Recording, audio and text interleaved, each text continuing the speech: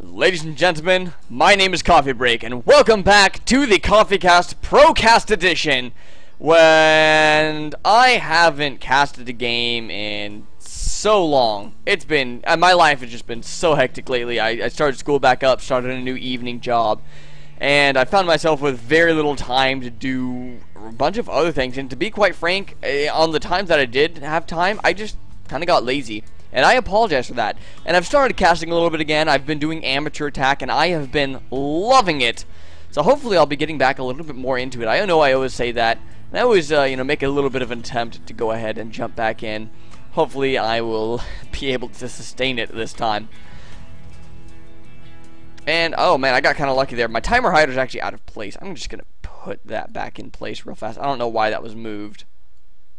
You know what? There we go. That's good enough. But I got kind of lucky because it actually, it blocked how long this game is, even though you can just see on the YouTube channel. I should probably introduce these two players. On the top right-hand side, here on Daybreak, we're going to be having Evil Genius's EGThorzain. And then for all of you who are wondering what that little RC up there means, I think it's Raid Call. They sponsor gaming teams. That's all I know about it. I know I've had a couple of my friends ask me about it, so I just thought I'd say real fast. And on the bottom left-hand side, we all know that I have a little bit of a man crush on him.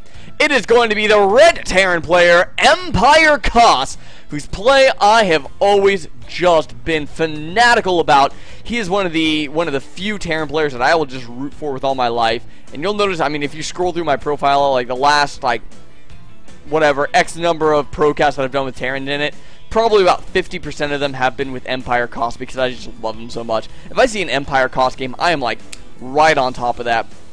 Disclaimer now. Disclaimer. I know nothing about the metagame.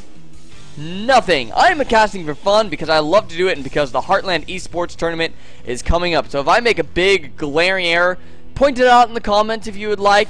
Just easy goes it. Easy goes it. Looks like Kas is going to be doing a 1 Rax fast expand here. I know I have to say that because people have been all over me on amateur attack. And so I've started doing a disclaimer every game, and now, they're off my back a little bit. Kas is going to be doing just a nice standard 1 Rax expand, being a little bit of macro greedy there. That's kind of risky considering the fact that he did jump up into EGThorzain's base, saw the barracks, and saw the tech, saw the factory. I don't know if he did see the tech lab. Let's check that real fast. Oh.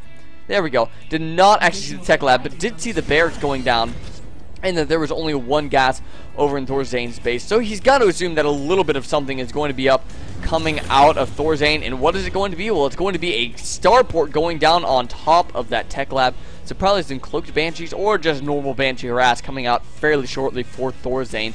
Going to try to punish this expand. And oh my gosh, Kas, you are being one greedy SOB this game because he is already throwing down a 3rd command center, and we aren't even at the 5. I mean, that's like a 430 3rd command center there. So Kas being super greedy this game, gonna have to be careful because there is going to be some nasty harassment coming his way soon. Only has a single marine on the, oh no, I guess he has 4 marines on the field. They're just rallied down the ramp a little bit. Only has a few marines on the field though, and banshees are going to be coming out fairly shortly here. Kas's one saving grace is that this refinery only just now being started. That 2nd refinery not done yet for EGThorzain. So Banshee cloaking not going to be on the way as there's just is not enough gas on the field for EGThorzain to really get that. Does have an expansion of his own going up. SV going to be poking up, not going to get up the ramp, but is fortunately going to see that a natural expansion going down. However, not going to know about the harassment coming up. So it should be interesting to see how exactly Kas is going to deal with this. I mean, he does have the marines on the field. I don't think it's going to be too big of a deal. If EGThorzain decides to hold back and try to wait for that that cloak, he could actually find himself in a pretty good position, though, even though that'd be a long time from now. And no, just going to get a single Banshee out on the field and start up a siege tank production. And for all I know, this could be like the most common play in the book right now for, oh, I thought I said that to follow. There we go, for Terran players, and I just don't know. Over on Kas' side of things, going to be doing that heavy bio play that we're so used to seeing Kas do.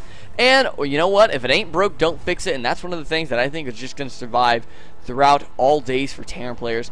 Getting the engineering bay as well, going to be able to start up his +1 weapons or armor whenever he so desires. Banshee now going to be flying into the natural expansion. That is now exposed. 1 SCV goes down, 2 SCVs go down. Probably going to get a 3rd one, maybe even a 4th as these SCVs got kind of caught up on the ramp there. But here come the Marines, going to be able to force that back. 4 kills on that Banshee, 5 kills now. He's done a little bit of damage, and that's exactly what TvT needs to do at this point in time, especially considering the fact that KAS is up on 3 command centers. So, going to be sitting in a fairly good position with this Banshee for the moment, able to do a little bit of harass here, a little bit of harass there. It's going to allow him to sit back at home, get a couple of tech labs on these barracks. Probably going to be doing just a little bit of siege tank marine play, which is super common. That's like the oldest play in the book. Nothing wrong with that. 8 workers killed now by TvT. It's going to give him a very, well, it's just going to kind of even up the count right now in TvT's favor there. However, KAS does have that 1 extra command center for the muling ability, for the scanning ability, really whatever ability he wants it to be. Marine's going to come and take a couple more pot shots off of that Banshee, who is now up to 14 total kills. Not all of them worked. It looks like there was one single Marine kill in there as well. But TvT just going to be pretty content sitting back on these 2 bases now. It has siege tanks on the field. Siege tech is not on the way yet, actually. I find that a little bit interesting. I think that might actually be a little bit of a blunder by TvT not having siege tech quite yet. I'm going to want to make sure to get that up and going. Banshee going to get repaired. Easy schmeezy kills for TvT. A lot of Marines on the field for KAS, just keeps on pumping out Marines. No real sign of any greater tech coming on the way, and in fact just going to be dropping down that reactor starport to get some medevacs out on the field. And I don't know if I necessarily agree with this out of KAS. He has a nice booming economy going right now. I think that he's in a fairly decent position in the game for all that he has scouted at this point.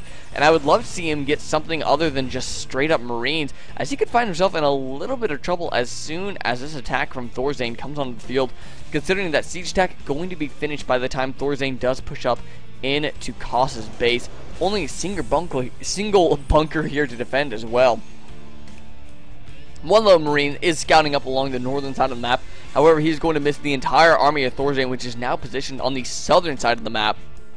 This is going to cause some problems for KAS, I feel. KAS doesn't even have a medevac out on the field yet. Just 26 Marines to the 22 of TvT, plus siege tanks. KAS is going to be, pushing up a little bit. That's actually not going to be a very good position for him. He's actually going to be running down the ramp here. Where are those siege tanks? There they are. He's kind of rallying up with the rest of the forces for TvT. And I don't know if KAS is going to be able to defend against this. I mean, I really don't want to call it too early here, but KAS is pushing out to take a 3rd base. All he has is Marines versus siege tech. That's just not going to end well. I mean, even a medevac in the air, just, a little nail in the coffin there, if you would allow me the expression. Both players do have stim. Combat shield for TvT. No combat shields for KAS, which means, TvT just has everything going for him here. Going to be sieging up the rest of those tanks there. And, needs to make sure not to lose too many extra Marines to that bunker there. And now TvT already broken through the main defenses of KAS. Going to be hopping this siege tank up just a little bit further, get a slightly better position here. I love the siege tank hopping.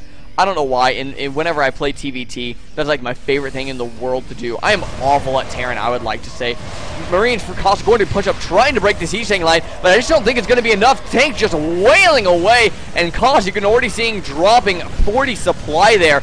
And, there's just already nothing left on the field for KAS. Just 3 Marines and some medevac, and some SCVs. There's the GG already. And that's all she wrote for this game. Kind of a fast game there. A little bit anticlimactic, perhaps. Pretty much as soon as we saw that siege tech started for TvT, we kind of knew how that was going to go. And the answer to that is not very well for KAS. So, there's the game, folks. Don't have much more to say. This was actually from a best of 3 series. But you know what? I don't feel like casting the full series. I apologize. I'm going to be a little lazy here. I just want to make sure I don't, get a little overwhelmed trying to get back into this. So there's the one game. And, yeah. Hope you guys enjoyed it. Feedback, always welcome. Always welcome. Leave comments below. And if you feel like contacting me for any reason, there's all sorts of information in the description of this video. Until next time, folks, this is Coffee Break, signing